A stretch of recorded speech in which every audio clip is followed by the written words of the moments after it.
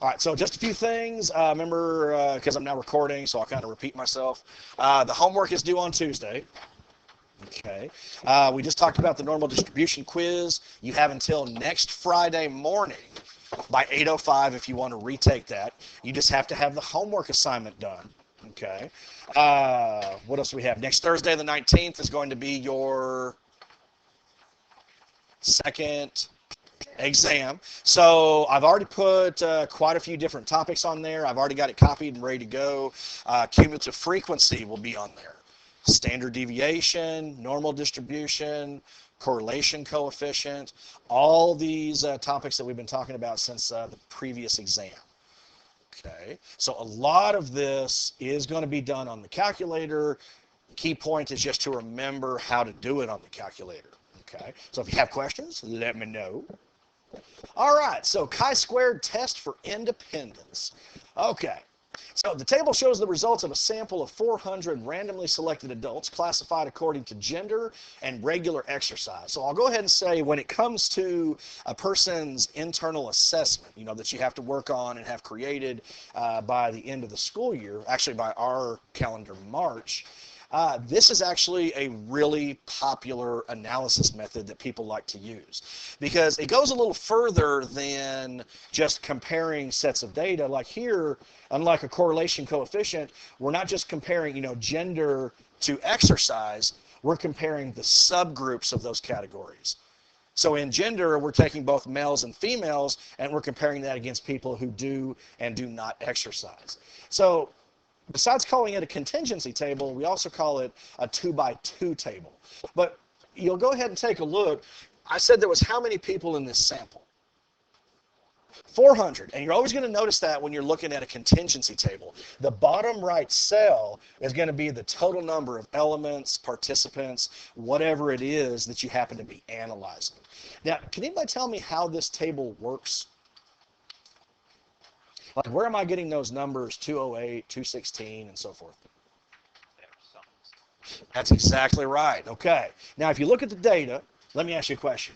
How many men regularly exercise?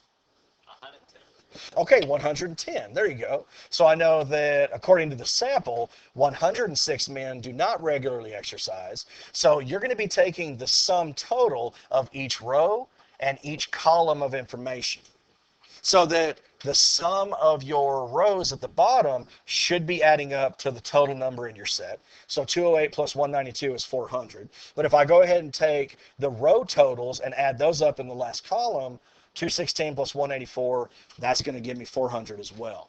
Okay. All the information in the table should be working towards the total number of people or elements in your set. Is everybody okay with that? Okay. All right. Well, we may be interested in how the variables gender and regular exercise are related. The variables may be dependent. For example, females may be more likely to exercise regularly than males. Alternatively, the variables may be independent, which means the gender of a person has no effect on whether they exercise regularly. So the chi-squared, or here's our notation here, it looks like a kind of a fancy X. Chi-squared test is used to determine whether two variables from the same sample are independent. Now let me go ahead and throw this out there at the beginning. Really, you respond to these in a certain way. You go ahead and say these two quantities are independent or they are not independent. What we mean by that is if we say that these two quantities are independent, that means that they have nothing to do with each other. That means that one in no way causes or influences the other, if we go ahead and say they're independent. But what do you think if we say they are not independent? Well, what's another way of saying not independent? Then they are dependent. What do you think that means? There you go. There could be some kind of relationship there. In some way, whatever's affecting one quantity is somehow affecting the other. There is a relationship. So that's what we're talking about when we say independent or not independent. Here's the bad news. This test will simply tell you whether there's some kind of relationship between the quantities or not. So basically independent or not independent. If it says that they are not independent, that means basically one could potentially depend on the other. It won't tell you what the nature of that relationship is. It's basically going to say, yes, they're related, or no, they are not. It would then be up to you to go ahead and decide, okay, if there is a relationship, this is what I believe it to be. And that's where you go ahead and use other strategies to go ahead and kind of strengthen your argument. Is everybody okay with that? Questions? Okay. Well, let's see what we got here. Oh, and I forgot to mention that when you collect the data initially, this is what we call the observed data. Okay. The original data in the contingency table, we call that observed. Okay. Now, to test whether gender and regular exercise are independent, we first consider only the sum values of the contingency table. So you'll notice I've got the table here again, but I don't have the actual data. I've only got the totals of the columns and the totals of the row. Okay. So what we're going to do, we consider only the sum values of the table. We then calculate the values that we would expect to obtain if the variables were independent. What we're about to determine, this is what we call the expected values. Okay, now I'll show you what that means in just a second, but it's very easy to go ahead and figure out. Let's say we want to go ahead and find the number of males we would expect to regularly exercise. Well, what you're going to do is take the total of that column, 208, you're going to multiply it by the total of that row for the particular cell you're in, and then you're going to divide it by 400. Okay, so 208 times 216, let's come on over here. Okay, so 208 times 216, and then I'm going to divide that by 400. Okay, Control Enter. There we go. Of course it did that.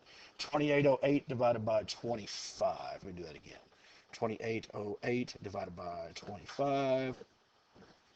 Control Enter. There we go. That's what I'm looking for. 112.32. So I'm going to say 112.32. Okay.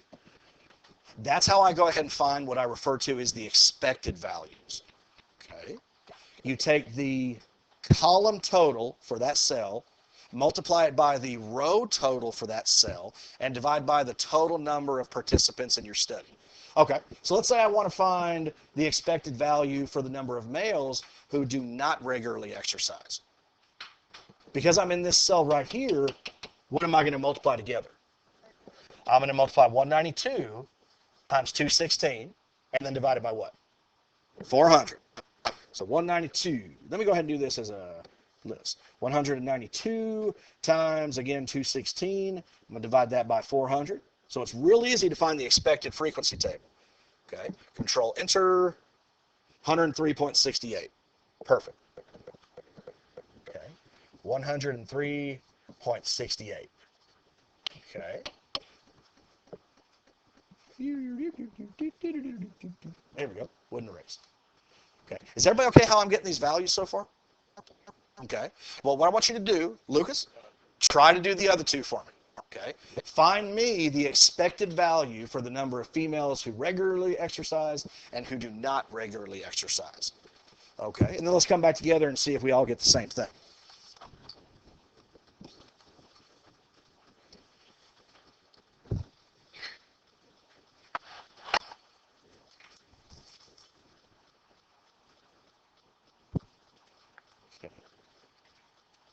And down here at the bottom, it does go ahead and kind of walk you through, that process right there.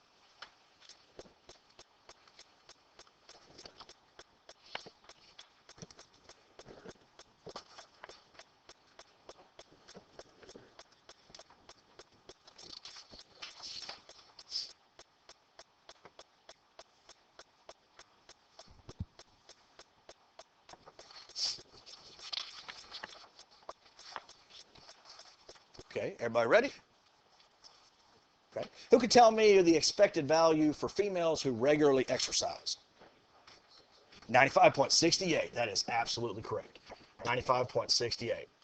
I found that by taking that cell's column total, 208, multiplying it by the row total, so 208 times 184 divided by 400. It all depends on what cell you're looking at.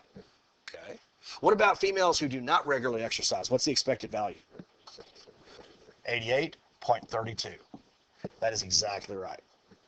Okay, so this is kind of unusual to explain. There is a difference between observed data and the expected data. Okay, let me see if I can help you clarify. So if I come back over here, the observed data is the data that's actually collected. If someone went to maybe a gym and sat there and actually watched, counted the number of people, by gender, who did or did not, however they collected their data, that's what we refer to as observed data.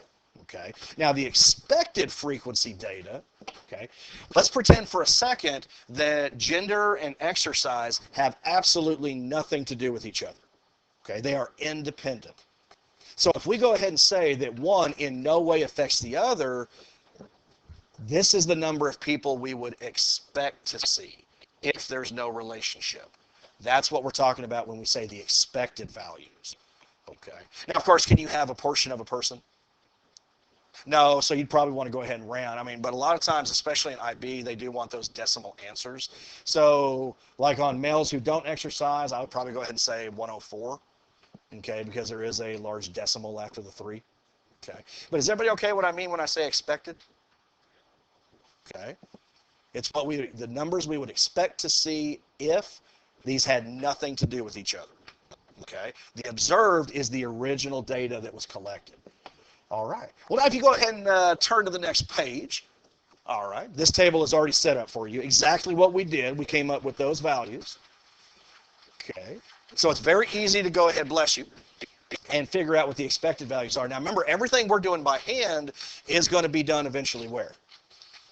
In the calculator. The calculator will determine all of these with just a few keystrokes. We just need to know how to get there. But remember, it's going to take just a few class periods. Okay.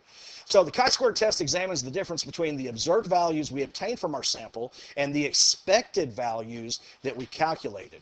So here is my formula. Okay.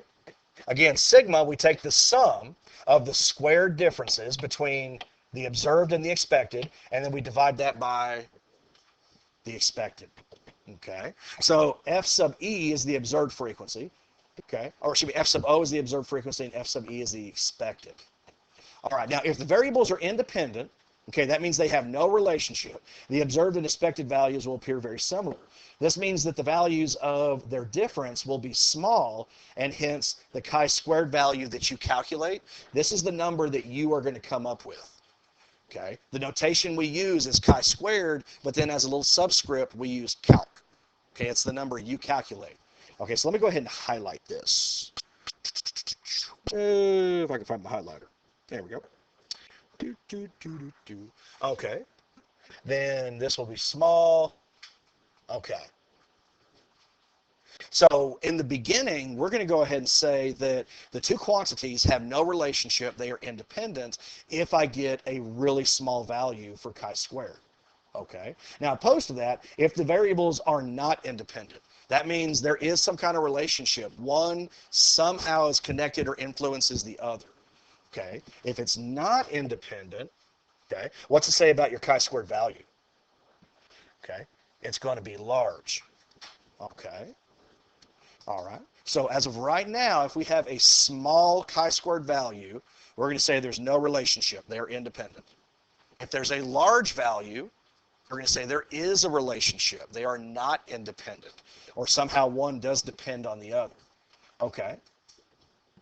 So let's go ahead and take a look at this right here. Now, we're going to go ahead and use the same data, okay, that we were just looking at, where we're talking about gender and working out.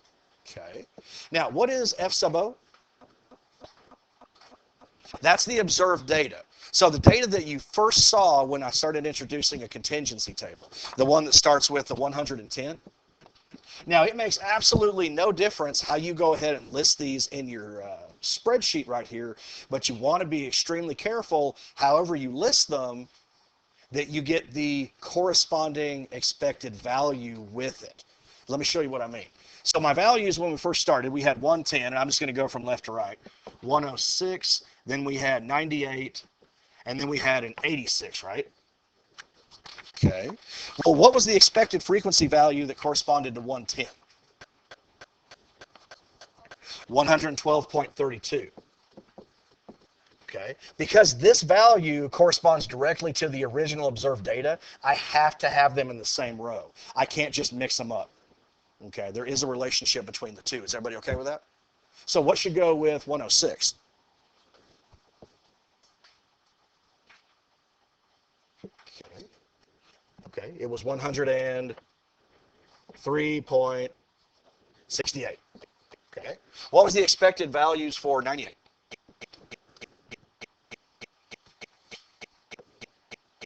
If we don't remember, okay, 95.68. Okay. 95.68. And then we're going to finish up. The only one left is the 88.32. Okay. So remember, it's like we've done a number of times. I really think these spreadsheets or these tables like this is a great way to organize your data. So it's much less likely you're going to make a mistake. And look at the columns. It's just a progression of everything you're going to need. Okay, because this right here is the formula that I ultimately have to use. So first I got to find the difference. Then we're going to square it.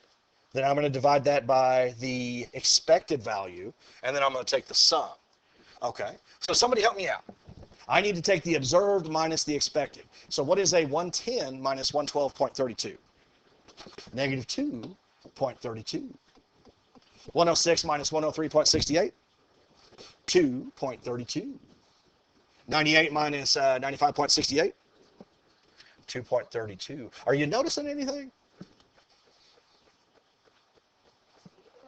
It's always the same difference, okay? You're going to notice patterns like these if you go ahead and work your chi-squared table by hand, okay? If you're doing it on the calculator, you know, these things you're never going to see. So the last one here, that does conveniently turn out to also be what? It's just negative 2.32. Well, now I want to take those differences and I want to go ahead and square it. Okay, so I'm going to go ahead and keep this to 4 decimal places. So when I squared 2.32, I got 5.3824. 5.3824, 5.3824, 5.3824. Okay. Would everybody agree with that? Okay.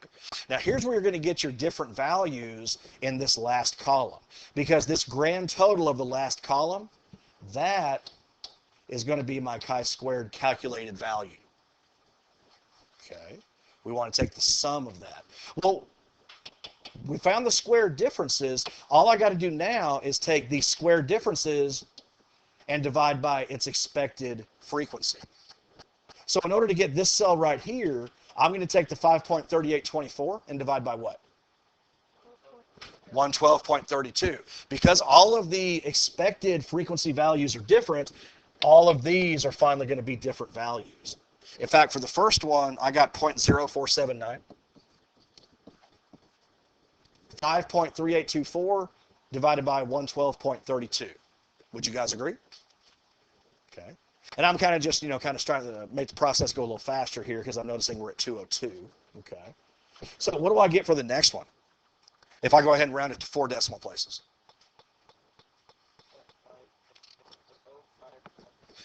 Okay. So I got 0.0519. Is that what you guys are getting?